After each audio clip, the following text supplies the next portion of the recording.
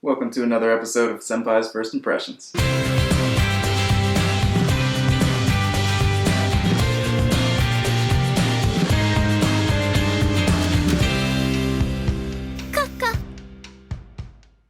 So here we have yet another season of Sword Art Online, this time in the form of Alicization War of Underworld Part 2. So if you haven't heard of Sword Art Online by now, you probably live under a rock or you need to crawl out of your mom's basement. But you know, we don't judge. Anyway, when it comes to Part 2 of the Sword Art Online Alicization War of Underworld arc, here's all you need to know. Tentacles.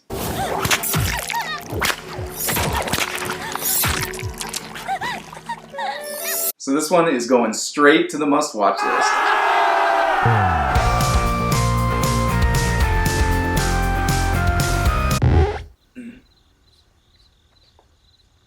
Now with that out of the way, we can get to the actual review. The first episode of Sword Art Online Alicization War of Underworld Part 2, that's a mouthful, is actually quite good. It starts off right where the series left off. You have the American players invading Underworld, and the Integrity Knights, with the help of Asuna as the goddess Stacia and Sinon as the goddess Solus, are fending off the invasion of these American players. In episode 1, we learned that Lisbeth was successful in garnering the help of some of the ALO players, who are able to import their avatars into the Underworld, therefore keeping their avatar characteristics when they come to the aid of the Integrity Knights. All of the greats from the series show up. You have Klein, you have Egil, you have Lisbeth, you have Silica, but the one that seems to be missing out of all of them is Lifa, who, if you've seen the advertisements, you know will show up at some point as the goddess Terraria.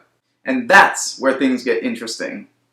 Okay, so Lifa shows up, and mysteriously she doesn't show up where any of the other ones showed up. Everybody else shows up right in Asuna's camp. Lifa, on the other hand, shows up further down the battlefield, where she runs into one of the opposing orcs. Now, if you remember from Part 1, these orcs were almost completely wiped out because they were essentially used as magical batteries for the mages' onslaught against the Integrity Knights. Now, the leader of the orcs survived, and he's not exactly pleased with what happened because his people were essentially sacrificed. Yet he still harbors a little bit of loyalty to the Dark Emperor, so he's not exactly sure what to do when Lifa shows up right next to him. But in classic Lifa form, she tries to befriend him and treats him as a human even though he views himself as an orc, as something less than a human. And this concept of her treating him like a human stuns him a little bit, to the point where he starts to question whether or not he is on the right side of the battle. Now, of course, just when they're starting to figure things out just a little bit, guess who shows up? It's the leader of the mages who comes back because she senses Terraria's life force, who in actuality is Lifa. Now, it would make perfect sense, right, for a dying mage to want to consume the life force of another powerful avatar. However, it would not be anime unless the manner in which that life force is consumed was via tentacles. I'll let you imagine the rest. Now, I haven't read the particular light novel that covers this arc of the story, but I will say this, whether it was in the source material or not, it feels very out of place. It feels like the animators were trying to insert a little bit of fan service into an otherwise grim and serious situation. It just doesn't work, it doesn't fit right. And Lifa, being the powerful goddess that she is, chooses not to fight back for a while because she hasn't identified yet who is the enemy. I don't know about you, but if it were me and I was having my life force sucked out by somebody using tentacles, I would probably call them the enemy. But Lifa can't figure that out yet, until the mage starts shaming the orc. Well, that doesn't make Lifa very happy.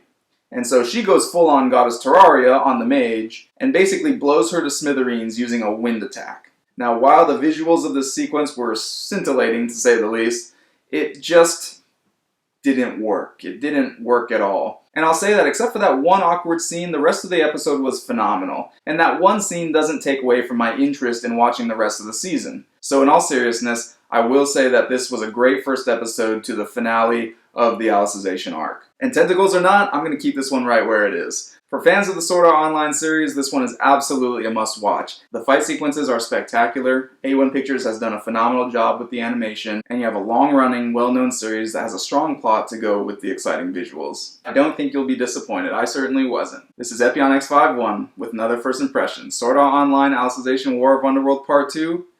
Check it out.